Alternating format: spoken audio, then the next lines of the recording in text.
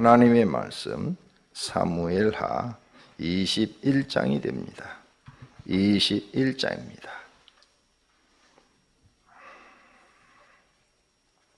다윗의 시대에 해를 거듭하여 3년 기근이 있으므로 다윗이 여호와 앞에 간구하매 여호와께서 이르시되 이는 사울과 피를 흘린 그의 집으로 말미암음이니 그가 기브온 사람을 죽였음이니라 하시니라. 기브온 사람은 이스라엘 족속이 아니요 그들은 아모리 사람 중에서 남은 자라. 이스라엘 족속들이 전에 그들에게 맹세하였거늘 사울이 이스라엘과 유다 족속을 위하여 열심히 있으므로 그들을 죽이고자 하였더라. 이에 왕이 기브온 사람을 불러 그들에게 물으니라. 다윗이 그들에게 묻되 내가 너희를 위하여 어떻게 하랴? 내가 어떻게 속죄하여 너희가 여호와의 기업을 위하여 복을 빌겠느냐 하니. 기브온 사람이 그에게 대답하되 사울과 그의 집과 우리 사이의 문제는 은금에 있지 아니하오며 이스라엘 가운데에서 사람을 죽이는 문제도 우리에게 있지 아니하니이다 하니라. 왕이 이르되 너희가 말하는 대로 시행하리라.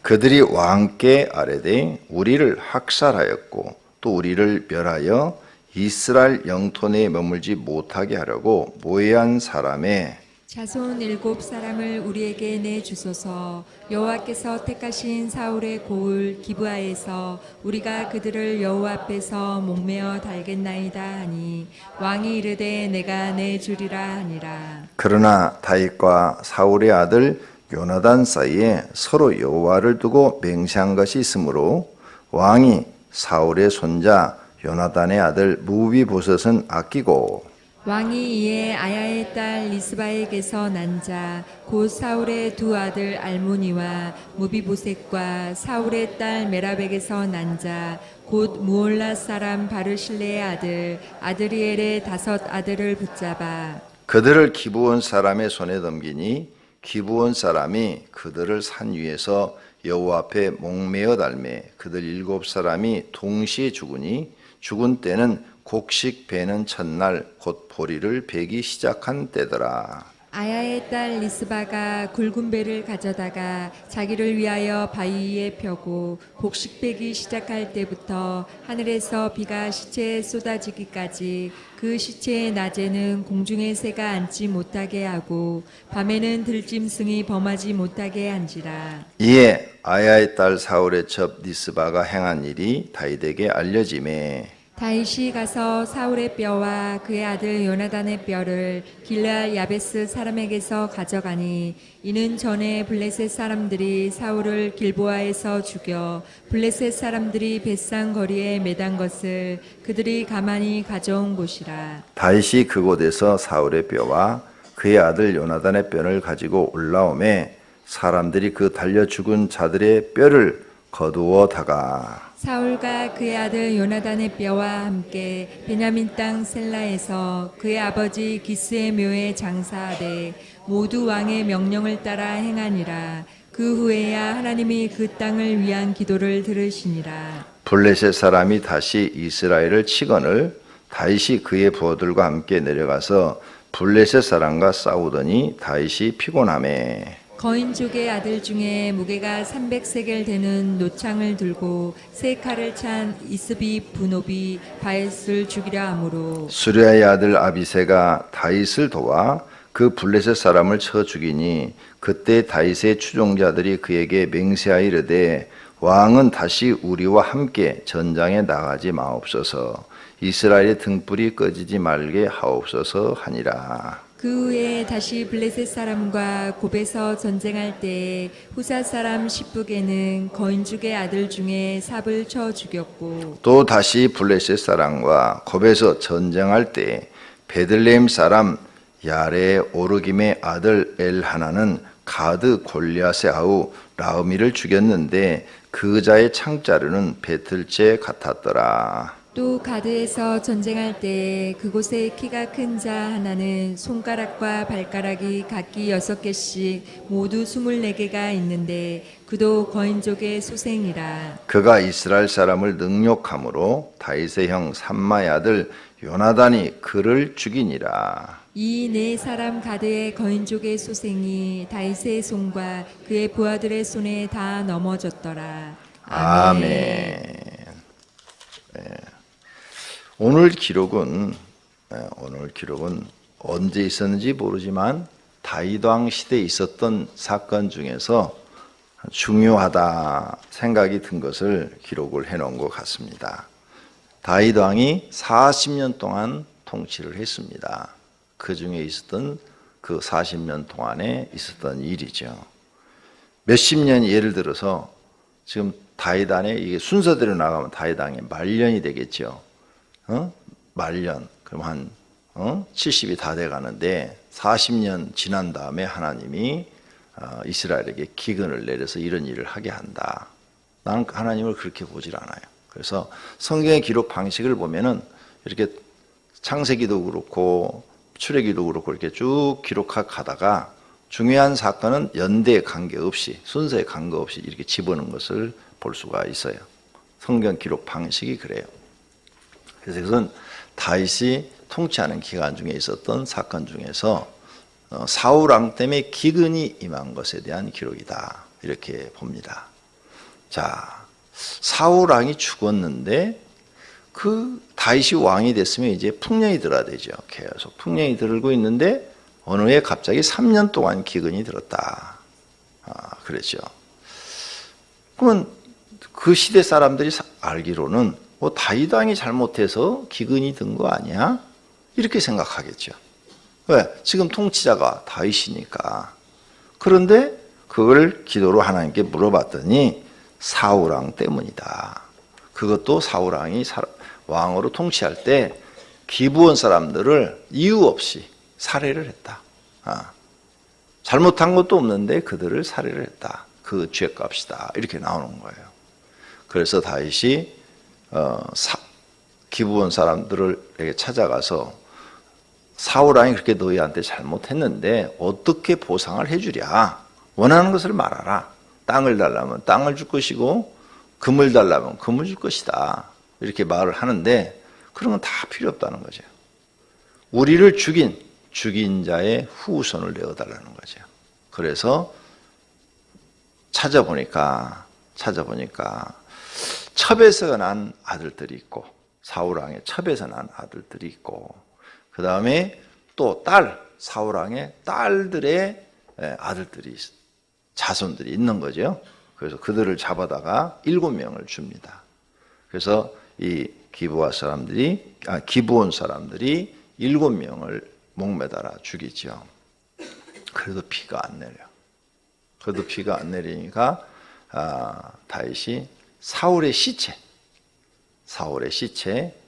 뼈를 묻어둔 곳 그것을 찾아서 그 뼈를 다시 끄집어내고 또 아들 요나단 뼈를 다시 끄집어내서 그 7명의 시체가 있는데 거기서 갔다가 보이고 기브온 사람들에게 보이고 그 다음에 그 죽은 사람과 그 시체 뼈와 함께 갔다가 매장을 했더니 비가 내렸더라. 성경의 기록 중에서 특이한 기록입니다.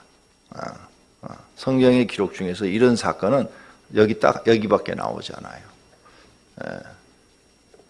이렇게 특이한 사건이 기록이 돼요. 우리가 여기서 배울 교훈만 말씀을 드리겠어요. 남을 억울하게 하면 그 자손까지 피해를 당한다.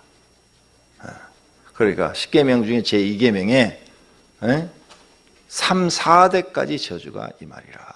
이 말이 있듯이 남을 억울하게 죽이면은 그의 후손이 또 이렇게 억울하게 죽는 거예요. 아니, 첩에서 난 자식이나 딸에서 난 자식이 무슨 죄가 있어? 그죠? 근데 왜 7명이 죽어야 되냐고. 우리가 앞으로 하나님을 믿으면서 꼭 생각해 두어야 할 부분들입니다. 내가 잘못하면 내 자손과 내 후손이 저주를 받는다.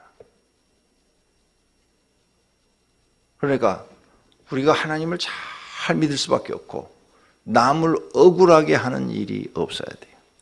하나님은 공의와 정의를 가지신 분이에요.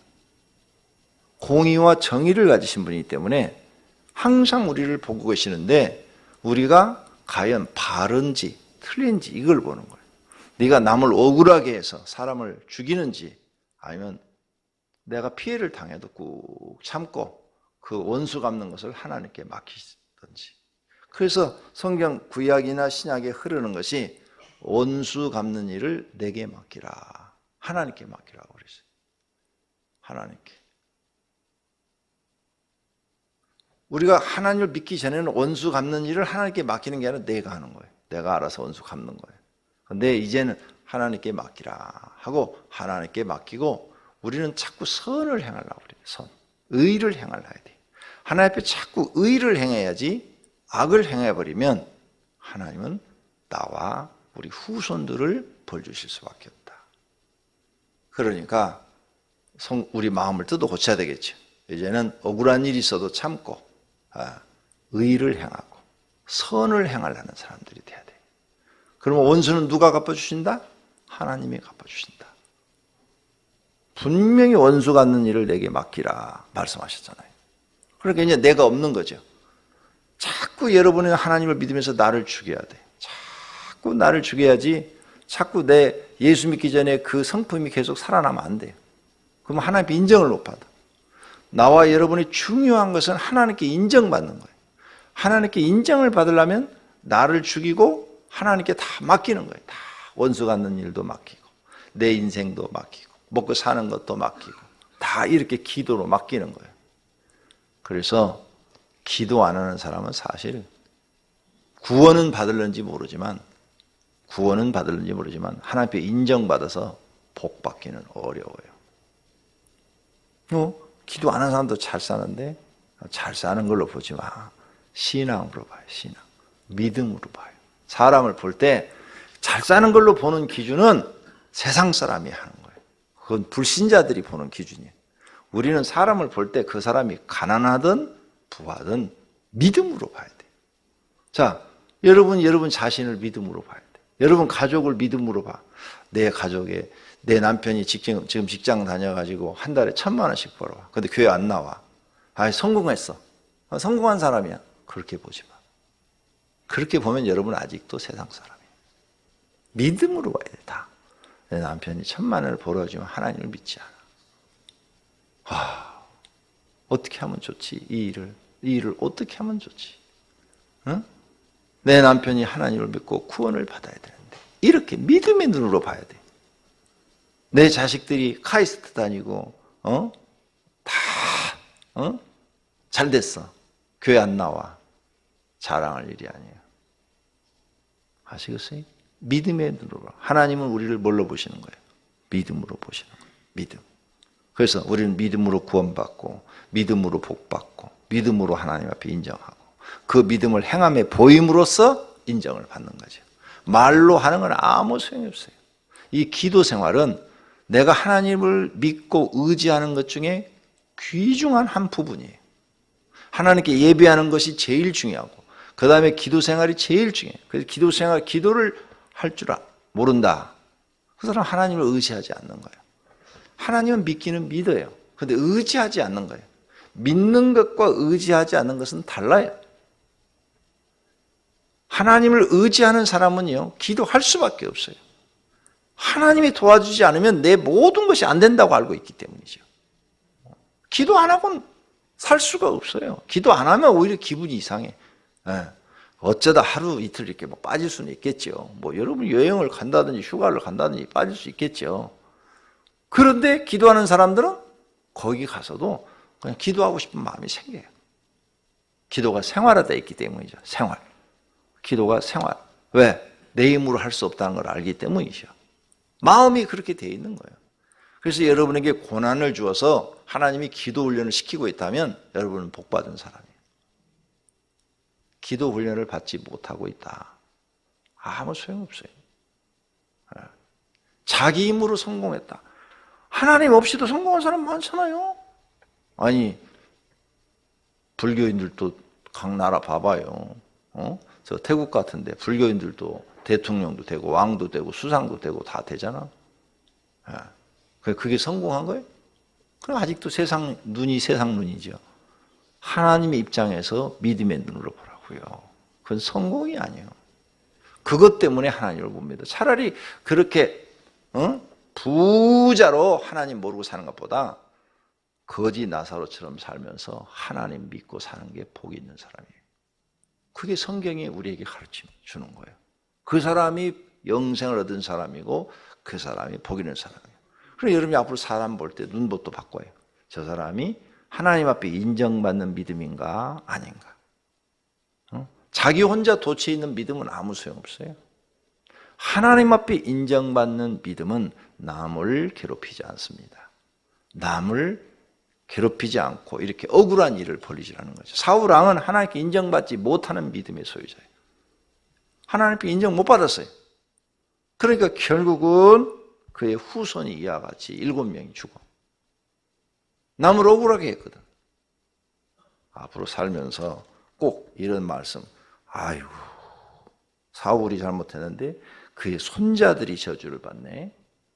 손자들만 저주를 받게 그 딸도 얼마나 가슴이 아플 거예요. 또 아들도 이거 죽잖아요. 서백에서 난 아들도. 사람이 죽을 때 얼마나 마음이 찢어지겠어요. 이것도 무슨 죄를 져서 지은 게 아니라 사울 왕 때문에 이런 일이 벌어진다고 그러니 얼마나 가슴 아프겠어요. 하나님은 공의와 정의를 가지고 사람을 심판한다는 것을 알고 항상 이제 여러분이 참고 남에게 선을 행하고 의를 행하는 분이 되기를 바랍니다. 여러분이 복수하면 여러분 자손에게 벌이 임합니다. 복수는 하지 마요. 하나님 앞에 맡겨. 기도로 다 맡겨.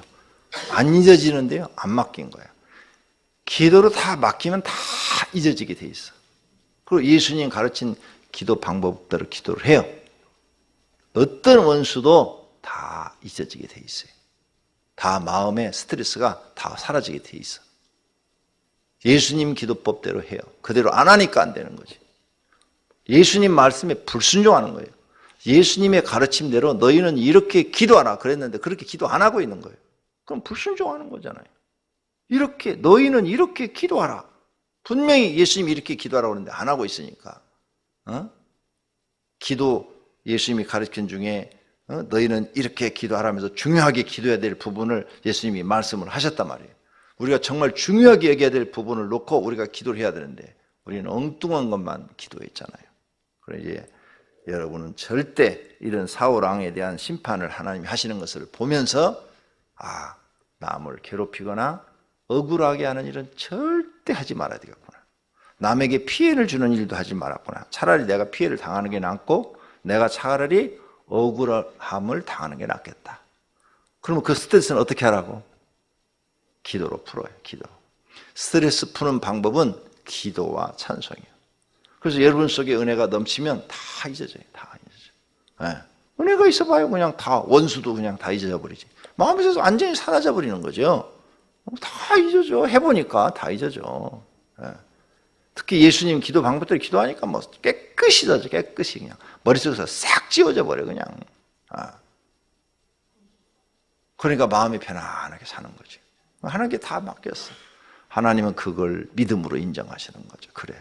너는 정말로 말을 하나님의 말씀을 듣고 믿고 따르고 순종하는구나. 이렇게 인정하는 거예요.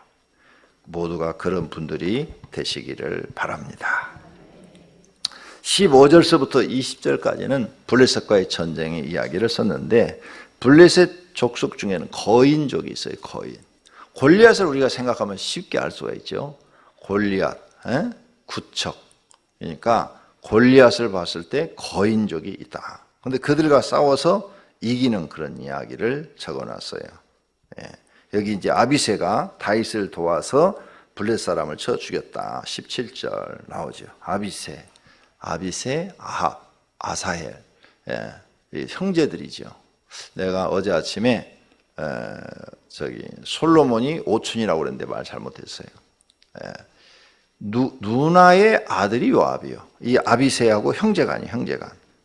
그러니까 누나의 아들이니까 촌수가 저기가 다윗이 외삼촌이 되는 거죠. 삼촌, 그죠? 외삼촌. 솔로몬은 왜 사촌간이야? 예, 사촌간. 촌수가 복잡해. 예, 왜 사촌간이죠? 근데 나이가 더 많아. 솔로몬은 이제 나중에 태어났으니까. 예, 요압이 사촌간. 그 다음에 다윗은 이 요압이나 아빗의 외삼촌이 되는 거죠. 촌수가. 그러니까 그들은 나이는 많지만 다윗을 잘 섬길 수밖에 없죠. 누나의 아들들이니까. 촌수가 그렇게 돼요. 어쨌든 다윗도 주변에 믿을 만한 사람을 두고 싶은데 그래도 삼촌간, 사촌간, 이 가까운 친족을 옆에다 두는 게 제일 믿을 수가 있겠지요. 왕들은 언제 누가 반란을 일으킬지 모르니까 그래도 주변에 친족을 많이 두는 것이 안전하기 때문에 그래요. 그게 옛날 왕정시대 때 있었던 일들이죠. 지금은 이제 뭐 평생 왕이 아니고 4년만 하고 5년만 하고 내려오니까 요즘은 그렇게 하지 않아도 되죠. 근데 옛날에는 왕은 한 번 하면 죽을 때까지니까 반란이 많이 일어나죠. 그러다 보니까 친족, 제일 중요한 게 왕은 옆에다 믿을 수 있는 사람. 충신이면서 믿을 수 있는 사람은 더 복 있는 거고, 충신은 못 되더라도 믿을 수 있는 사람. 이런 사람을 제일 옆에 두었죠. 그래서 아마 또 영웅이라고 나와 있어요. 쭉 이 아비새라든지 아합은 전쟁을 잘 수행하는, 싸움을 잘하는 영웅이었다 이렇게 나와 있어요. 그렇게 하시면 될 것 같습니다. 근데 하나님이 또 도와주시니까 거인 블레셋 족속과 싸워서 이긴 줄로 믿습니다. 거인족이라 이렇게 표현이 지금 되어 있죠. 16절 앞부분 거인족의 아들 그랬죠. 그 다음에 18절 끝부분 거인족의 아들, 거인족과 싸워서 이겼다. 22절도 이 네 사람 가드의 거인족의 소생이 다윗의 손과 그의 부하들의 손에 다 넘어졌더라. 하나님이 도우시면 승리하게 되는 줄로 믿습니다. 저와 여러분을 오늘 또 하나님이 도와주시기를 기도하시기를 바랍니다. 세상 혼자 살지 마시고 성령 하나님의 도움을 받으며 오늘 또 사시기를 바랍니다. 기도하겠습니다. 하나님 감사합니다. 오늘 새벽에도 우리를 사랑해 주셔서 인도해 주심을 감사합니다. 기도를 저희들에게 가르쳐 주시고 기도가 생활이 되게 하셔서 새벽마다 주님 앞에 나와서 기도하게 하시니 감사합니다. 주님 앞에 특별 새벽기도 헌금 1천 번제물을 드렸고 감사의 예물을 드렸습니다. 주님 받으시었고 소원을 이루어 주옵소서. 예수님의 이름으로 기도드립니다. 아멘.